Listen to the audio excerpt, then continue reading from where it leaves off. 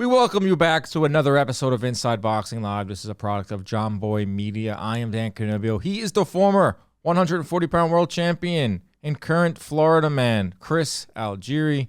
Chris, have you ever Googled Florida man and your birthday to figure out what has happened on your birthday? Yes, I believe it's I think a man steals a Mack truck and runs over his side piece or something like that. It's some ridiculous. When's your birthday? Florida man, I should know this. March 2nd. March 2nd. Let's put it into the old Google machine. Florida man says he was speeding home for news about Putin. It's one of them. Yeah. Florida man. Oh, there's a lot of Florida men on your birthday. Yeah.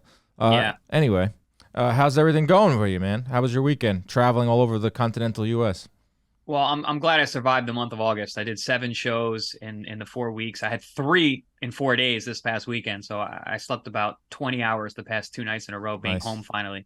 But yeah, man, it's good. So you did Pro Box Wednesday, you did overtime Friday, then you went from Georgia overtime straight to the Jared Anderson show. Yeah. Wow. Tampa to Atlanta to Tulsa, back to Florida. Out of all those fights, what was the one fighter that caught your eye the most? Ooh, I mean, I'm a big Jared fan, but that Ruiz kid, I thought he put on a good fight. On Pro Box the main event, and then I'm trying to think. Man, so many fights. I called. I mean, average. Probably 20 Truck Simpson losing. Truck Simpson losing, which I kind of predicted. I told you about that. Yes, you did. I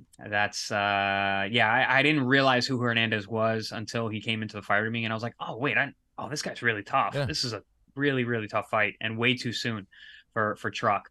I feel bad for Truck because I think Truck's super talented, but yeah, it's just too soon. But yeah, I mean, Jared looked good too, man. He had a really tough guy in front of him and became a body snatcher. Oh my God, 72 body punches, 72 body punches in 5 rounds. We'll touch on that. We'll start with heavyweights. Heavyweights were the story of the weekend. The ESPN show featured Jared Anderson. Earlier in the day, you had Oleksandr Usyk defending his titles against Daniel Dubois in the low blow heard around the world. Good grief! I mean, holy crap! I spent like 24 hours. On social media talking about it. I think everyone's a little talked out about it, but we haven't given our thoughts on it, or at least on our show. I'll ask you straight up, do you think it was a low blow or was it a legal shot? Listen, at the end of the day, yes, it was a low blow because the ref, it's at his discretion, and it's a subjective thing, and whether he says it's low or it's not is what it is, and there's no reason to overturn it. There's no reason. It doesn't mean there's no reason to debate it or talk about it, but listen, it's a low blow. But in terms of what I think, that was a legal shot.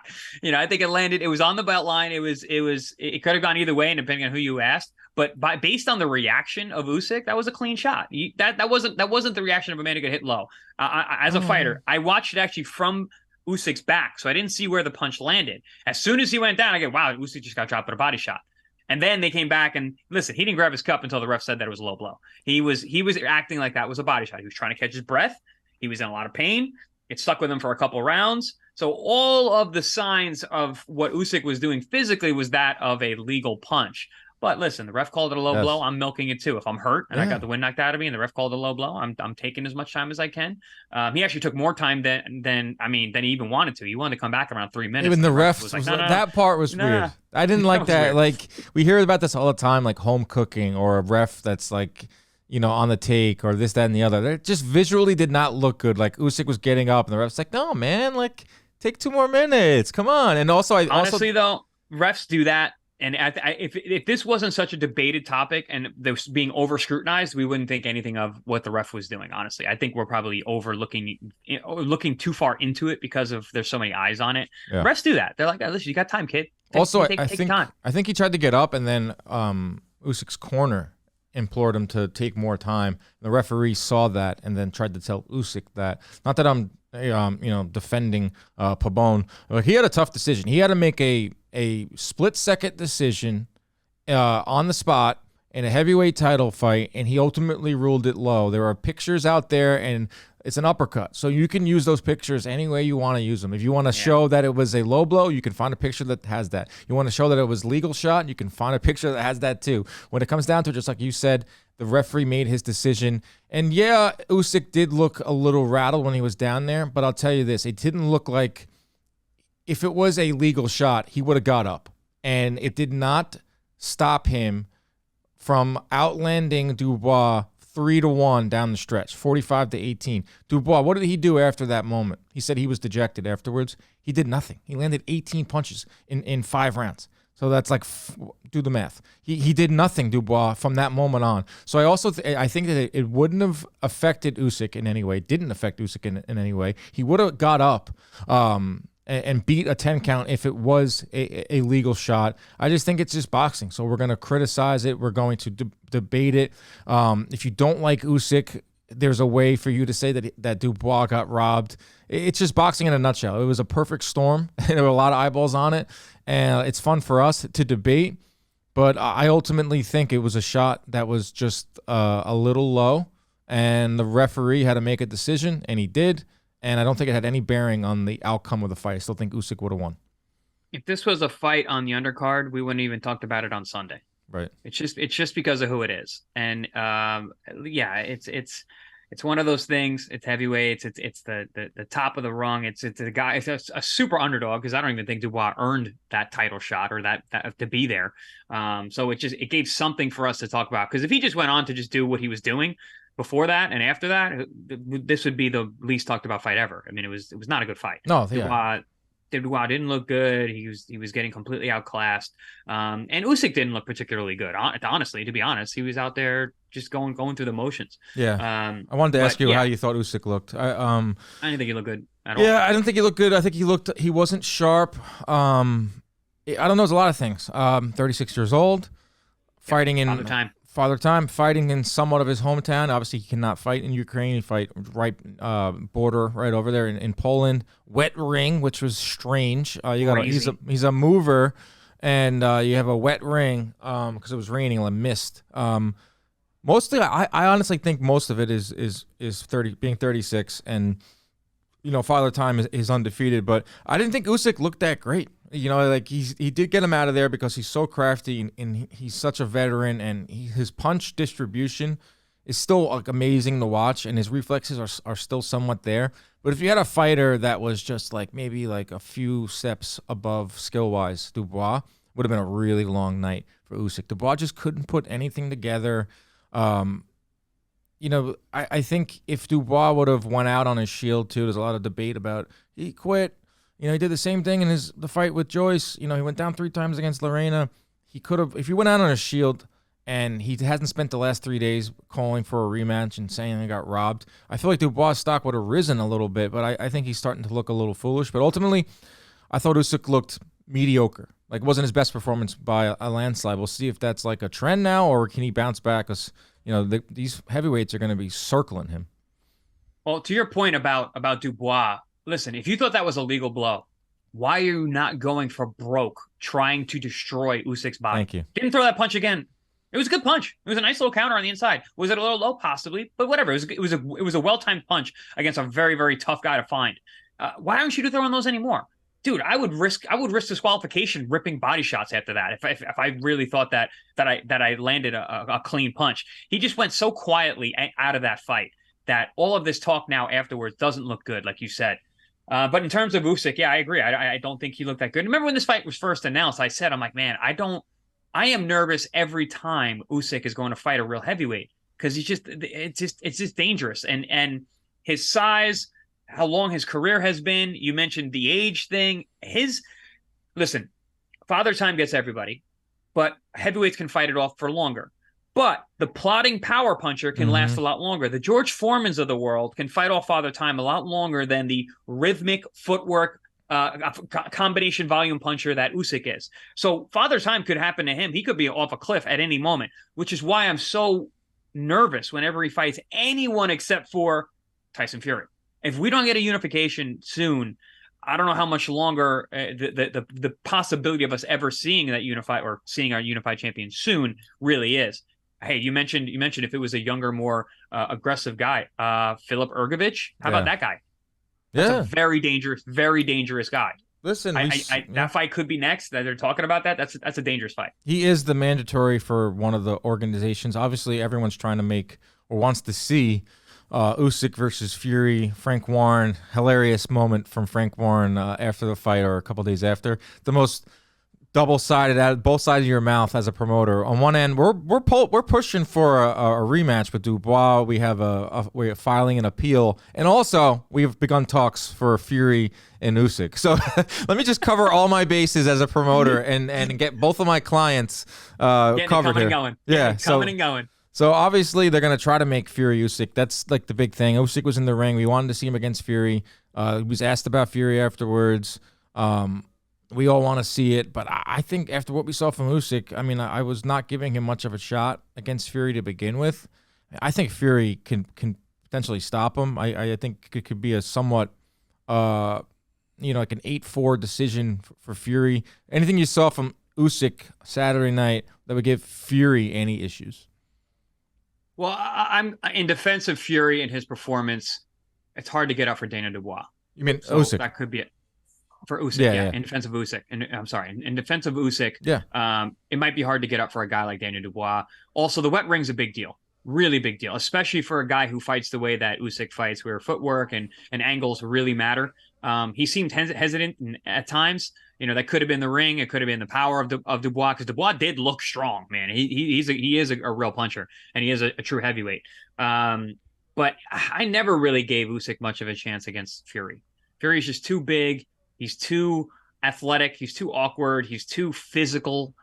And Usyk, I mean, man, mixing up all my heavyweights now. There's a lot of them. Fury doesn't care how the fight looks. He will lean full body over your shoulder and push you down.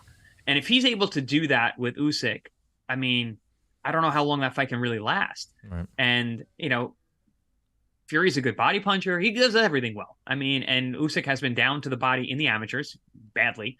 I've heard about him getting hurt in sparring as well. Everyone's pulling up that footage now over the weekend. Everyone was pulling up. Oh, he didn't like this body shot. He didn't like that body shot. Yep. Those reports have been out for a very long time. So, I don't know. But I also don't think that fight's going to happen. I don't see Tyson Fury going back to meaningful fights after the Ngannou fight. He's obviously chasing the bucks. He's chasing the mighty dollar. I don't know. I don't think he cares about reunifying the titles again. I know you're not watching this. It's on Netflix. At Home with the Furies. It's in my queue. You should watch it. You should, honestly. I want to watch it. I'm on the record. Like, a lot of Fury's antics over the last year are just so tiresome. I'm addicted. I love the show. I watched like 5 or 6 episodes with my girlfriend, and she loves it. But you get a kind of a glimpse into his mind and how his brain works, and his wife explaining his extreme mood swings. One day he's up and he feels like he's the heavyweight champ. Next day he's down, he's quiet. He's talking about retiring. It was shot last summer, so he's watching AJ Usyk 2. One scene he's talking about how he doesn't care. I'm not going to watch the fight. I'm retired. Next scene, it's him watching the fight, screaming at the TV, "I'm the real champ! Fury!" It's nuts.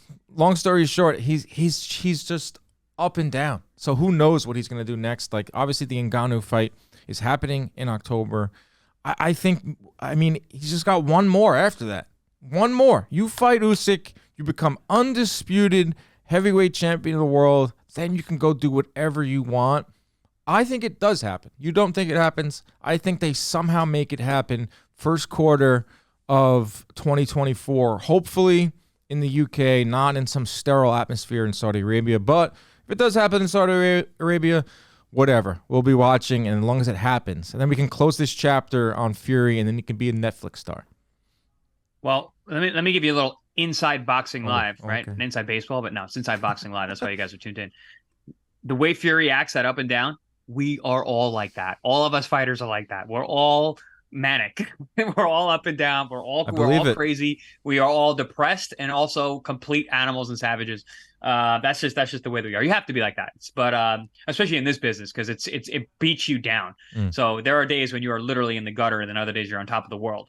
So yeah, I'm not surprised that you're getting that from Fury on the show. I do have to tune in, but yeah, listen, you're not wrong in that, especially after this past performance. Fury might have saw what we saw from Usyk. I'd be like, oh, I beat that man any day of the week. And I can come back off of being off for however long, off the couch, and beat that guy. So you never know. But I mean, we'll see. Bills and money and not bills, but he's got a lot of kids. Money.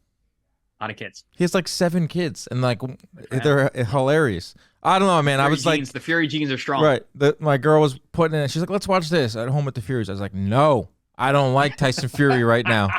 She's like, why don't you like him? I was like, he won't fight Usyk. And then I'm going to watch one episode. I'm like, all right, put the next one on. And then we're like 5 episodes deep, and I'm like, yo, this Fury family is out of their minds. They're crazy, but I do hope we see it. It could happen one day. I would also like to see Usyk versus Wilder.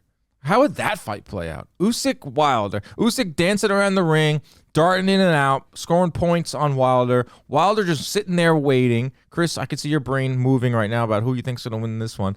Usyk versus Wilder. I don't think it'll ever happen. I don't think the money's there. But if Wilder is looking for a big fight, Usyk says he only wants big fights from here on out and he can't get Fury. Usyk versus Wilder would be so much fun. I don't know, because I just had a pick. Like you said, my mind started working, and I pictured Wilder landing a glancing right hand like off the gloves of Usyk, and Usyk's eyes going like this. Yeah. And I'm like, that guy cannot touch me, and just staying away the entire time and just trying to. Well, eventually, they're gonna have to close that gap over the course of 12 rounds. Usyk's ability to feint and try and make a guy bite and then pop that left hand and slide out. I mean, he'd be literally doing circles around Wilder all night. But I always say this: time is not on your side against Wilder. He can knock you out at any point, and he could do it. He can do it with a jab. The guy is just a power punching machine. The right hand hits you, forget it. What's that saying? If the left hand hurts you, stay down, because the right hand's going to send you to the hospital. That's Wilder. Yeah, I've seen people replying to me that 12-0 Usyk masterclass, and I see people that Fury hits him, catches him with the right, knocks him out. So that, to me, those outcomes 1 through 12. Yeah, any one of them. Yeah, so those outcomes to me that indicates a really fun fight. Who knows? Maybe it could happen next year. Next topic. This was a nice little fun surprise on Saturday night. It was announced from ESPN. Not so much of a surprise. We kind of saw this coming, but Shakur Stevenson versus Frank Martin purse bid is set for September 5th. For those that don't know what a purse bid is, they get ordered by the WBC. Frank Martin is ranked 4th by the WBC. Stevenson is the mandatory for Haney's belt, who's moving up. So Shakur is with Top Rank. Frank Martin's, I'm pretty sure, with PBC, or I could be wrong, or maybe Errol Spence's promotion. So they have until September 5th to come up with an agreement to make a fight. If not, then it goes to like an arbiter and arbitration, and you figure out a split. But it seems like we're going to see Shakur versus Frank Martin.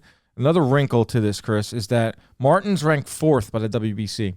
It went like Lomachenko turned down the fight because obviously he wants to take more time or whatever. So then they go down to the next one, and it's Isaac Cruz.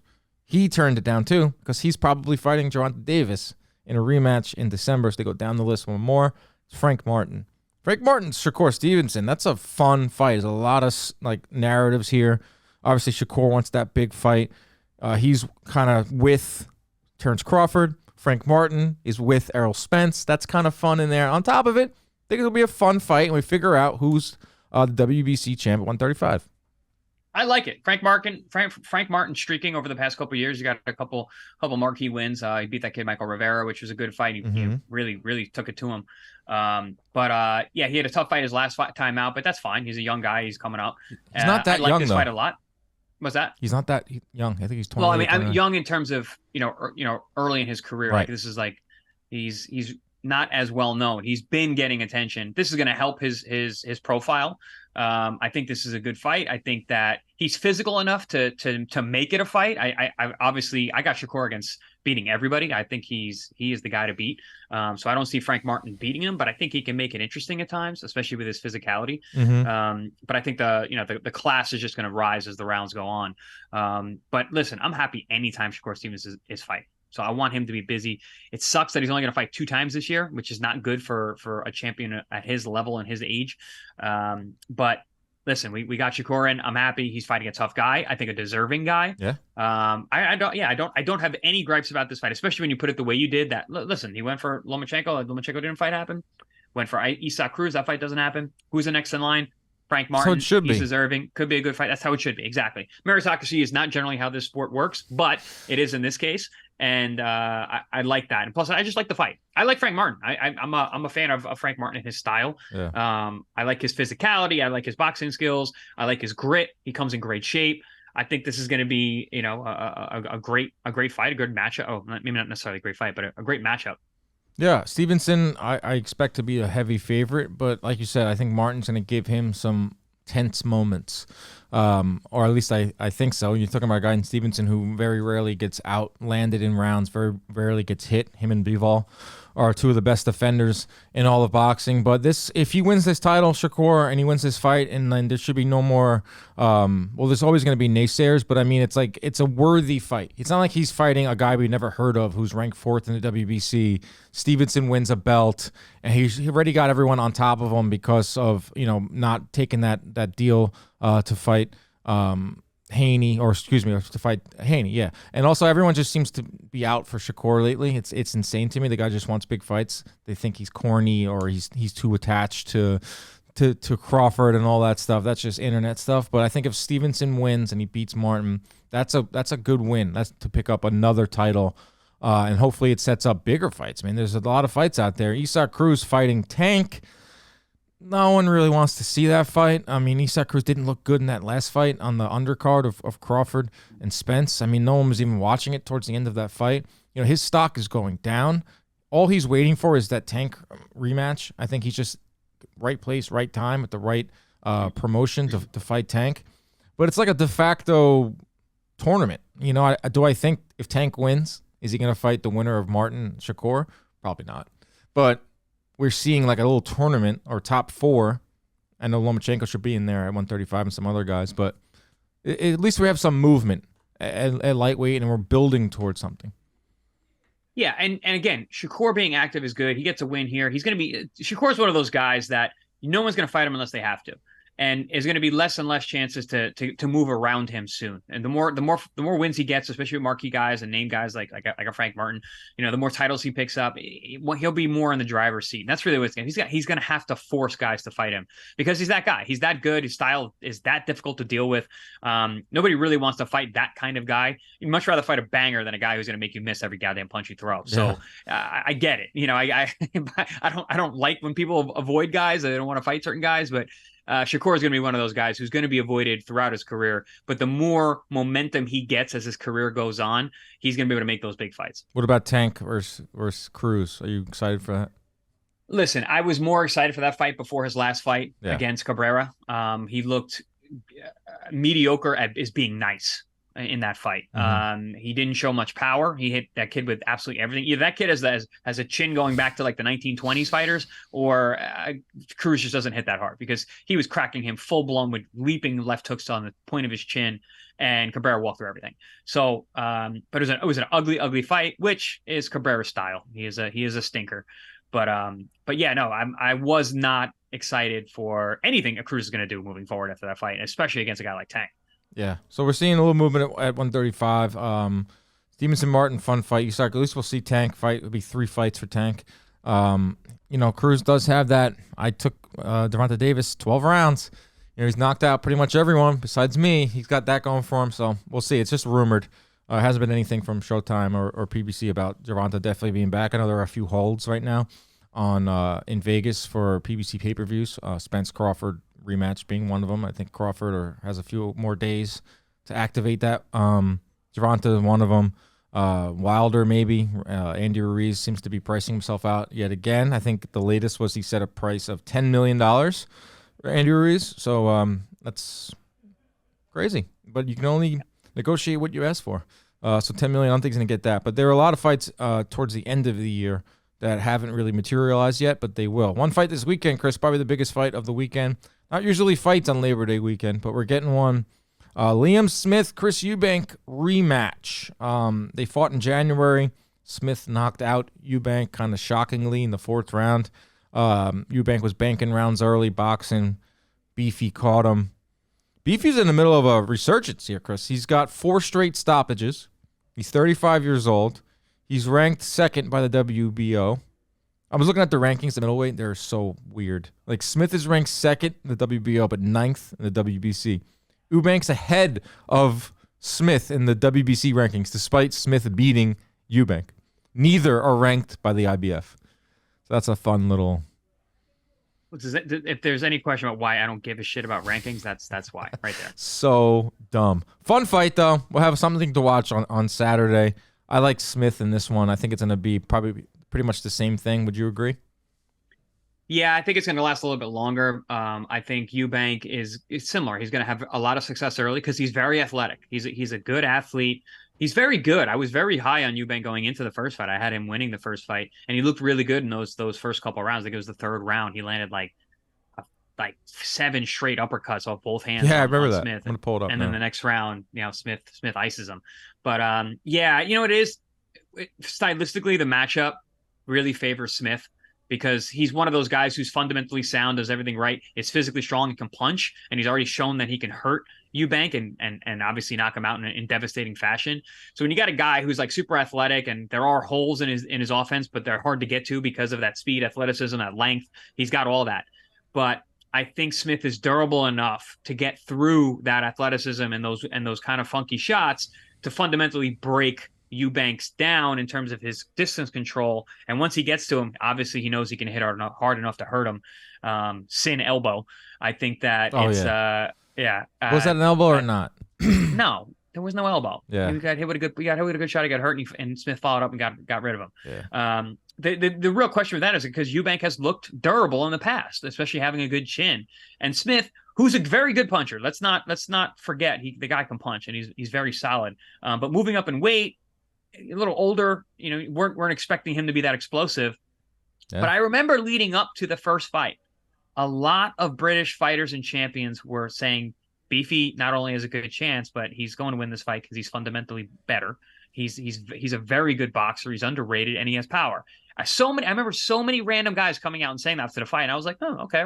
And then after, in hindsight, I'm like, wow, people know him from inside the gyms and know him for so long. Obviously, his family is a family of fighters. So yeah, I think all indices point towards something kind of similar to the first fight. Yeah, I agree with you there. Maybe it goes further than 4 rounds. It was a little shocking there, but the 3rd round, Eubank had a big round. He outlanded Smith 13-6, and then Smith came out of nowhere. But yeah, the reason 6 of those 13 punches were uppercuts. Yeah. The reason I brought up the rankings, 2nd in the WBO, your WBO champ right now is Janibek. He is fighting in a unification bout with a fella by the name of Vincenzo Galtieri, who's the IBF middleweight world champion right now. The middleweights are so weird. Dude, the middleweight division, and Jamal Charlo is the WBC champion. He hasn't fought in 2.5 years. So, all right. So middleweight is technically like the boxing wasteland right now. Yeah, it's like the gift of the tumbleweed. It's going on there. Yeah. I give credit to Janibek and Galtieri for unifying. So Janibek should win that, and he'll have 2 of the belts. And then Beefy, if he beats Eubank, he's climbing the ranks. That's somewhat of a good fight at middleweight. It's somewhat of a marketable fight. Janibek versus Liam Smith, and that if he stops, the winner of the fight. Yeah, the winner. If Liam Smith wins, or Eubank. If Eubank wins, we might get a 3rd one because this is a popular fight that sells in England. That's what I mean. But let's say Smith wins because he's the favorite, and say he wins by stoppage. That's now 5 straight stoppages. They're just trying so hard, Top Rank, to get Janibek in there in front of our TV screens. That's a marketable fight. I think they can find a way to work together too. So maybe there's something at middleweight because I I wish middleweight was better, but it isn't. But I wanted to blame Janibek and their movement for him not being well known, but there's not a lot of guys, a lot of name guys who are active at middleweight, and he's not going to be high on the list of anyone to fight. He's a southpaw. He's shown to be really good, but he's also shown to be a little bit vulnerable. So it's a weird fight. So I guess I'm going to take that thought back. I was going to blame him. But maybe it's not necessarily his fault. He's got a pretty fun fighting style. I mean, when I like him. I've called him a number of his fights. Yeah, he's just got like that. There's no risk, and there's no one at 160 because there's no money there. So a lot of guys are staying at 154, or they're going to 168, where Canelo is, and now Charlo is, and there's a lot of movement. If Spence goes to 160, then that's a player. I mean, that's a money guy, so maybe we'll see some more movement. That's usually how it works. Fan questions to end the show. Haven't done this in a while. Thank you to everyone that submitted some. I'll ask you, Chris. This is from Ringside Fracas. Which heavyweights out of the new crop do you think is most likely to win a world title? Jared Anderson. Jared Anderson. I love me some Jared Anderson, man. I think that kid is something special. I got to speak with him over the weekend. And even from his post-fight interviews, it seems like there's a different level of maturity starting to come out of him, which I think was needed. You're only 23 years old. He's got the world on his. He's got the American boxing community on his back because everyone thinks of him as the next great American heavyweight, which is a big deal. He has Top Rank behind him, which is they're the greatest at building young prospects. And like we said about Usyk, Father Time is knocking on the door. All of these kings, the Joshua, the Wilder, the Usyk, these guys they're out the door in the next couple of years. You got a guy like Jared Anderson, who's 23. He's got a lot of development to go, and he's doing really well against the guys. Charles Martin, former world champion, who's very, very tough guy to fight. Beat him last fight. Got a lot of criticism for it, which I don't necessarily understand. But then he just fought another guy who was very, very durable at the world stage. He had gone the distance with Zhang, which is no easy task. So he stops him, and he focused on the body. So he had a game plan going into the fight. Be a body destroyer. Did it. Got the guy out of there. I'm very impressed with Jared Anderson. Yeah, I think Jared Anderson's very good. I didn't feel like I learned too much, though, from his fight Saturday. They picked the guy to give him rounds. You pick up the Zhang one. That was in 2019. He went the distance with Povetkin. That was in 2017. That's impressive, too. Povetkin's a beast. But my point is, it was a long time ago. Like, went the distance with Hughie Fury, Lucas Brown, 2014. Listen, I think Anderson's really good, and he's showing different wrinkles every fight, and that's super important. And he's active. You may not like some of the things he says. Like he said, I'm only in this sport for pretty much money. I mean, that's the truth, though. I mean, talk to any fighter. Talk to anyone. Like, why do you work? Like, why do I have this job? Why do you have your job at home if you work like a 9 to 5 for money, and you want to keep rising until you get the most you can possibly earn? Same thing with boxing. Yeah, absolutely. I mean, we're prize fighters, and the prize is the money. But also, I saw interviews where they ask him, like, why do you fight? He says, like, financial stability. Like, that's a different thing than money. Right? Like, the kid has come from a bad place in terms of finances, a dangerous place. His brother's in jail right now. This is a guy who's literally fighting to get out of his situation. So anyone who's going to look negatively about that, where have you been, man? This is boxing. Yeah, I thought that was so realistic when they were like, "Wow, 52-day turnaround. Why? I need money. I need that money, man. I make money when I fight." Yeah, I love that, and I like Jared Anderson a lot, and I think that. But to answer this one, I think Jalalov, he fought on the. I called the fight. Beast, right? He's dangerous, bro. He's like 7 foot southpaw with extreme movement and power. His movement was so impressive, in and out. Like, I mean, he was fighting someone who was completely over his head. I watched the guy on video, like, before the fight. I'm like, as a first round knockout. But I was so impressed with how big that guy is and his ability to have that in and out jerky. It was almost like it's like a Bivol kind of style, not quite as quick, but he has that movement and he fires from it really well, covers the distance really well, does a really good job of being a tall, long guy, but masking how close he is to you.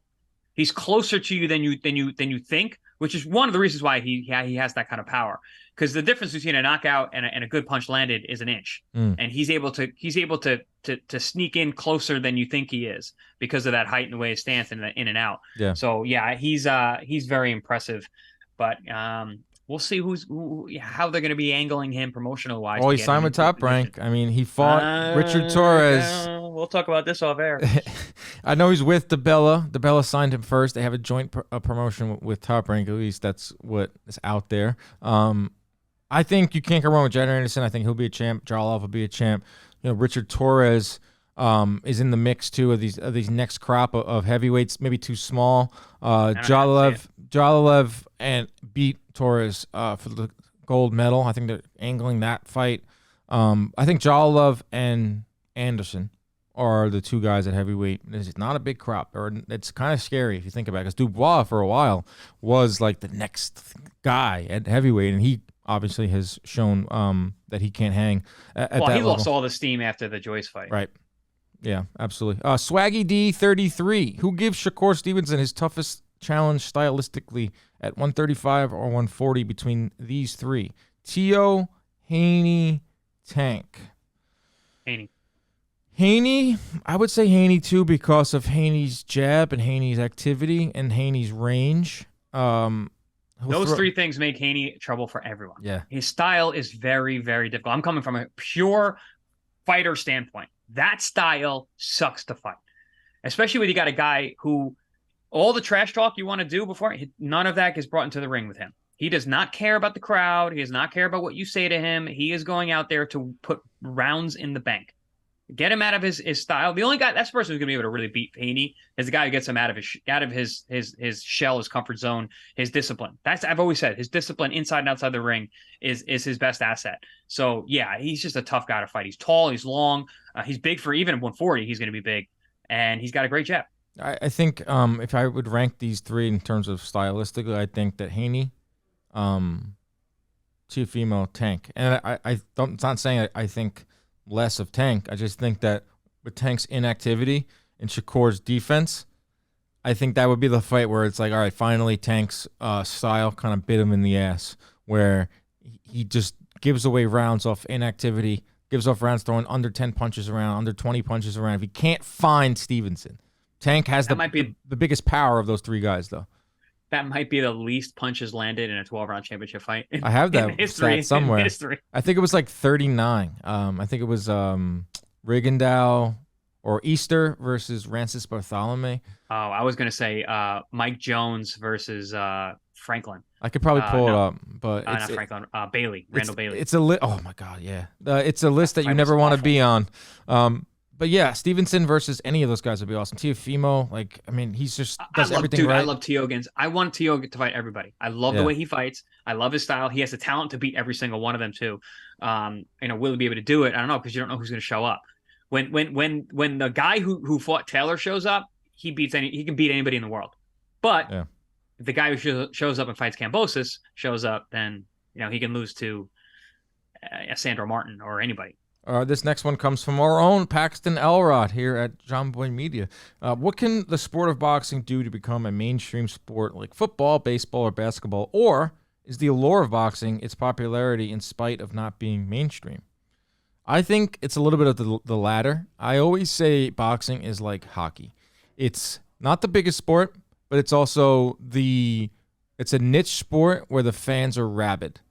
So I don't think there's anything that's ever going to get boxing onto the level of football, baseball, basketball. It's just not going to happen. I think it needs to keep where it's at right now and just keep making the fights fans want to see. Use 2023 as a jumping off point, not as an aberration.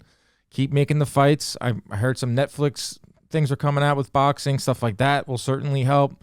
A lot of young stars, keep them active. I think boxing's fine. It's never going to be baseball. It's never going to be football. It's going to be just fine where it is. And like Larry Merchant once said, there's nothing that can kill it and there's nothing that can save it. Yeah, well put. And to piggyback your point, with the fans, we are all about quality, not quantity, right? The way that boxing works is, first of all, it's too much violence up front. It's not like the other sports where, like with football, you can mask the violence with the game and the play and the camaraderie. Boxing's not. Boxing is the hurt business, and it's different than UFC. Because the barrier to entry for boxing is so much higher. It's such a high skill level sport. It takes a certain amount of knowledge to be a boxing fan about the technique of what's going on. You have to know at least a little bit about boxing. MMA, you don't. The barrier to entry to watch an MMA fight is zero. You could literally walk in and be like, wow, this is exciting. Whereas a boxing match, when you're watching a guy, move around and box and jab and circle and make guys miss, and making a guy miss is one of the most beautiful things you'll see in a boxing match. But not everyone appreciates it though. A near miss, why am I watching guys miss punches? Like, this is stupid. Why are they like headbutting each other like MMA or whatever, or Thai fighting or whatever? But yeah. So the barrier to entry for the fan is too high for it to be a mainstream sport. Also, like I said, the violence is up front. It's not hidden amongst play, and it's not a game. So yeah, it'll never be mainstream. It'll never even be as big as UFC. But the fan base is rabid. Yeah. The fan base is knowledgeable. The fan base shows up. The fan base supports. They pick people and they ride with them for life usually. That's another thing. You get lifer fans. So yeah, boxing's doing just fine. We're actually doing great. Yeah. And on top of it, we as fighters make a lot of money. So it's not like it's really hurting. When it's so funny when we hear about the sport is hurting, and then like we have 2 or 3 guys in the top 10 highest paid athletes in the world. It's like, oh, are we really hurting that bad? Probably not. No, what I do to piggyback of what you said, like I think there should be a mix, like perfectly, like those that watch the fight and see the little intricacies, the the movement, the in and out, the missing, the jab to the body, all that. And then also think boxing could do a little bit better job of the storylines, getting like casual fans involved. Like that's something that Misfits does, the stupid YouTube stuff. People are really into this Jake Paul or Logan Paul versus Dylan Dennis because of the storylines. I mean, I'm not saying that boxers need to go as far as to post a million pictures of a guy's fiance, like Dylan Dennis is doing, but you can find a way to get more into the storylines of fighters that can go along with the fans that are already going to be watching that love the sweet science, and then you can grow the sport. But like you said, never going to be on the level of some of the 4 major sports in the U.S. All right, that's our show this week. I hope everyone has a great Labor Day weekend. Summer is over, unfortunately, but that means that fall will be heating up. We'll be heading out to Las Vegas at the end of September for Canelo Charlo. Things pick up in the fall, winter months, all that good stuff, Chris, right? Yeah, no, I'm excited for our next John Boy trip. Vegas. We're coming to take over once again. I'll be up in New York in a couple of weeks, and we got some cool content for you guys in production. That's right. And we got Vegas after that. So September, even though summer's over, September is going to be a big month. That's when we hit the ground. Coming your way. Hit the ground running. I took a week off here, and I'm ready to watch some boxing and hit this fall schedule. As always, fans, keep your hands up at all times. Protect yourselves at all times. Stay out of those DMs. We're out.